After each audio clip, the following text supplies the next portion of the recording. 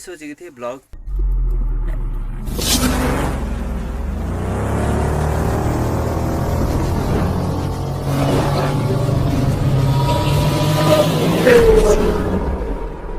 High guys नमस्ते and welcome back to my new blog.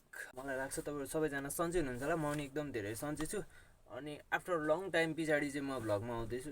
Vlog म नबनाउने थिएँ, म किन आएको भने चाहिँ हेटर्सहरू धेरै भयो क्या, हेटर्सहरू धेरै भयो। अन्त मैले चाहिँ के सोचेको थिएँ, भ्लग अबदेखि नबनाउने, अलिक भ्लग बनाउनु मैले सोचेको जस्तो सजिलो नहुँदो रहेछ क्या। जतिसम्म मैले सोचेको थिएँ त्यतिसम्म चाहिँ भएन, निकै धेरै गाह्रो भइरहेको थियो। गाइज म एउटा कुरा भन्छु है, तपाईँहरूलाई सक्सेस हुन छ भने पहिल्यै तपाईँहरूले यो चाहिँ सोच्नुपर्ने हुन्छ कि हेटर्सहरूलाई कस्तो बेहोरा चाहिँ गर्नुपर्ने हुन्छ भनेर चाहिँ तपाईँहरूले पहिल्यै सोचिसक्नुपर्ने हुन्छ। किनकि गाइज तपाईँहरूलाई हेटर्सहरूले यति तान्छ कि तपाईँ त्यो हेटर्सहरूलाई पछाड्नु सक्ने तपाईँहरूमा इनर्जी छैन या मेहनत छैन या तपाईँहरू क्षमताको हुनुहुन्न भने चाहिँ तपाईँहरूलाई हेटर्सले कहिले सक्सेस हुन दिँदैन क्या। यति कुरा चाहिँ थाहा भयो होइन। जस तपाईँहरूलाई हेटर्सले हेट गर्यो भनेर तपाईँहरूले चाहिँ त्यो छोड्नु चाहिँ भएन। जुन काम गरिराख्नु भएको छ त्यो चाहिँ छोड्नु चाहिँ भएन। अलिक सोझोपन मेरो अलि बढ्ता नै भयो जस्तो लाग्यो। आज थाहा भयो अबदेखि त्यस्तो गल्ती गरिँदैन। And just guys one thing is, मलाई धेरै मन परेको चिज चाहिँ यहाँ आएर के हो भने, एज यु क्यान सी पछाडि देख्नु सक्नुहुन्छ होला एन्जल तामाङ 5। मलाई मन परेको चिज चाहिँ यही हो। अस्ति नै मैले त्यहाँ स्टिकर बनाएको थिएँ क्या, पर मैले पहिल्यैदेखि सोचिरहेको थिएँ कि स्टिकर बनाउँछु अनि युट्युबको हल्का प्रमोसन पनि हुन्छ, मलाई पनि मनपर्छ भनेर मन थियो क्या। अनि यस्तो सजाउनु होइन, चट्ट भ्यानमा अझै 7-8वटा आउँदैछ यस्तो स्टिकरहरू ठुलोवाला। अनि त्यो सानोवाला चाहिँ अलिक पछि बनाउँछ, अलिक धेरै नै बाँड्नलाई। अनि त्यो चाहिँ हुन्छ नि चट्ट सजाउनुको लागि चाहिँ बनाउँदैछु। अलिक धेरै नै भ्लगमा नि धेरै दिन पछाडि आयो। मैले नबनाउने सोचेको थिएँ भ्लग। एउटा कुरा भन्छु, तपाईँहरूको फोनमा क्वालिटी छैन भने चाहिँ तपाईँहरूले भ्लग बनाउँछु भनेर चाहिँ भ्लग त बनाउनु सक्नुहुन्छ, तर तपाईँहरूको भ्लग फेमस हुन धेरै नै गाह्रो पर्छ। तपाईँहरूको फोनमा क्वालिटी भयो भने चाहिँ त्यो धेरै त्यो उयो नै चाहिँ चाहिँदैन। क्वालिटी भयो भने जसले पनि हेर्छ, मतलब कि क्वालिटी भएन भने कन्टेन्ट कि त खतरा चाहियो, कि फाइट भएको, कि एक्सिडेन्ट भएको, त्यस्तो त्यस्तो हुन्छ नि, निकै डेन्जर कन्टेन्ट चाहियो, नत्र भ्लग तपाईँ कहिले पनि ग्रो हुँदैन। यति चाहिँ थाहा भयो होइन। जति मेहनत गरे पनि मेहनतको अर्थ अलिक देखिँदैन। कस्तो हुन्छ नि, अब क्वालिटी भयो भने जुन अहिलेको आएको छ नि ठुल्ठुलो यत्रो रुमभरिको त्यो 42 इन्चे टिभी, त्योभन्दा ठुलो ठुलो टिभीहरू हुन्छ अहिले। त्यस्तोमा हेरेको र त्यो पहिलाको त्यो सादा टिभीमा त्यो एन्टिना जोडेर हेर्ने टिभीमा फिल्म हेरेको त्यो धेरै डिफ्रेन्स छ नि होइन। हो त्यस्तै हुन्छ क्या। अहिले आएर अब त्यो सादा टिभीमा त्यो एन्टिना जोडेर कसैले फिल्म हेर्छ त? हेर्दैन नि है। हो त्यस्तै हुँदो रहेछ। त्यो बट तपाईँहरूले मिहिनेत गर्नुभयो भने मिहिनेतको फल चाहिँ पाउनुहुन्छ। आफूलाई विश्वास गर्नु पर्यो। हेटर्सहरू धेरै भइरहेछ र त म हारेको छुइनँ, म ट्राई गर्दैछु, छोड्दिनँ। झुकेगा नै साला हो नि त होइन। त्यस्तो हुन्छ, ट्राई चाहिँ गर्नुपर्ने हुन्छ। फेरि हेटर्स भएन भने काम गर्नु मजै आउँदैन क्या। जब हेटर्स हुन्छ नि त्यस पछाडि काम गर्नु यस्तो इनर्जी आउँछ कि यति कुरा चाहिँ मलाई चाहिँ त्यस्तो हुन्छ। अरूलाई कस्तो हुन्छ थाहा छैन है। जब हेटर्सहरू, अरे यार हेटर्स एक दुईजना, मेरो त त्यति साह्रो पनि छैन कि, एक दुईजनाले अलिअलि हेट गर्यो भने त्यो उयो भने होइन कि, अझै थोरै भइरहेछ क्या हेटर्स। कसले सक्छौ मलाई हेट गर है। जब हेट गर्छ नि त्यतिखेर इनर्जी आउँछ क्या काम गर्नु। त्यही यस्तो हुनुपर्छ है। त्यहाँ पर चाहिँ सयथुङ्गा बजिरहेछ एन्ड जस्ट हामी चाहिँ यहाँ सल्युट गरौँ।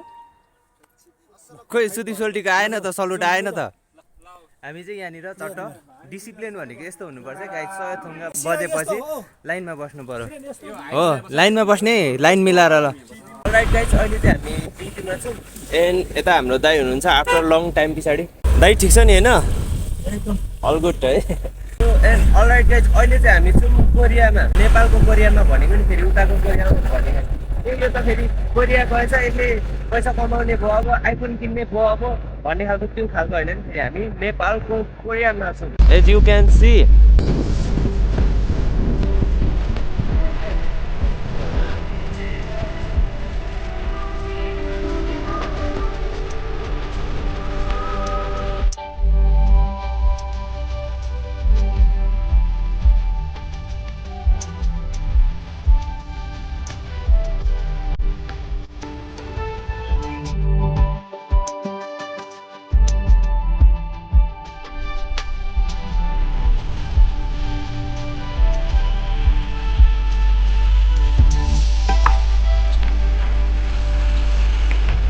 कस्तो दामी छ क्या यो एरिया फुलफुलाएर यस्तो बवाल छ यो फेरि कोरिया होइन नि गाइस साँच्चै यो कोरिया होइन नि फेरि यो नेपालको कोरिया हो क्या यो गाइस यार रुगा लागेर हल्का डिस हानिरहेछ तर ठिक छ 1-2 दिनमा निको भइहाल्छ बाहिर अलिअलि धुलो उडिरहेछ र चाहिँ रुगा लागिरहेछ तर रुगालाई म यतिकै डाङडुङ पारेर निको भइ नै हाल्छु अनि आफ्टर लङ टाइम पछाडि भ्लगमा यहाँनिर मामाहरू चेकिङ गर्दै हुनुहुन्छ अब नेक्स्ट प्लान चाहिँ हाम्रो के छ भने स्टिकर आउँदैछ 6-7 वटा एन्ड एउटा चाहिँ मैले अस्ति त्यहाँ पर टासेको छु एकदम धेरै दामी देखेको छ एन्ड अरू अझै आउँदैछ 6-7 वटा एउटा रहन्छ ऊ त्यो भ्यानमा त्यो भ्यानको पछाडि टक्क है त्यो सिसानेर चाहिँ एन्जल तामाङ 5 हुन्छ त्यहाँनिर एन्ड हाम्रो भ्यानमा हुन्छ किरण दाईको भ्यानमा हुन्छ सो त्यही नै गाइस रुगा लागिरहेको छ एकछिनमा भेटौँ ए पोखरीमा एउटा ठुलो माछा र सानो माछा परिगएछ नि हेरौँ बिचरा ठुलो माछा इस सो अलराइट गाइज अहिले चाहिँ हामी बालाजु गएर आएको बालाजु जानुपर्ने थोरै काम थियो अनि अहिले चाहिँ हामी छौँ कोरियामा guys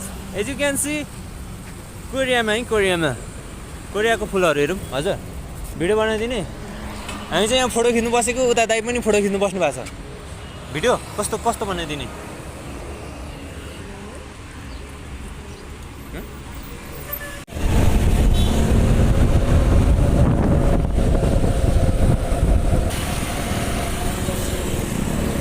Nepali Korea हुहु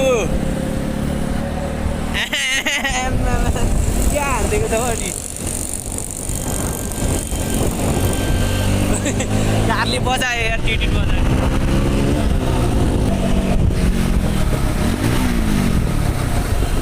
What's up guys? अहिले चाहिँ ट्रकको ड्युटीबाट गएर चाहिँ चट्ट ड्युटीमा गएर चाहिँ आउँदैछु एन्ड जस्ट भन्नुपर्दा चाहिँ हाम्रो दिनहरू चाहिँ यसरी नै बित्दैछ होइन चट्ट ड्युटी गयो आयो तपाईँहरूको त्यो दिन कसरी बित्दैछ होला त्यही गर्लफ्रेन्ड लियो हिँड्यो गयो त्यसरी नै दिन बित्दै होला आज गर्लफ्रेन्ड लगेर गयो घुम्न अनि भोलिपल्ट फेरि त्यति के छ खबर तातो पानी भयो खानासाना खाएर सक्यो होइन त्यति नै होइन लाइक छोड्यो गर्लफ्रेन्ड सर्फ्रेन्ड काम छैन जस्तै मलाई हेर्नु न काम गऱ्यो ड्युटी गयो आज गयो भोलि आयो छैन काम छैन यत्तिकै जिन्दगी गइसक्यो काम गऱ्यो बस्यो होइन तपाईँहरू पनि गर्लफ्रेन्ड छ भने छोडिदिनु काम छैन कामतिर लाग्नु चाहिँ म भन्दिनँ मैले चाहिँ किन भनेको भने मेरो चाहिँ गर्लफ्रेन्ड छैन र भनेको बरु छ भने यसो साथीहरू छ भने यसो मिलाइदिँदा हुन्छ त्यही जस्ट अहिले चाहिँ हामी जाँदैछौँ ड्युटीबाट आएर सटर जाँदैछौँ अबबाट हामी खाजा खान्छौँ जस्ट वान मोर ड्युटी हान्नु पर्ने छ है दिनकै यसरी घुम्यो होइन तर रमाइलो पनि छ एकदम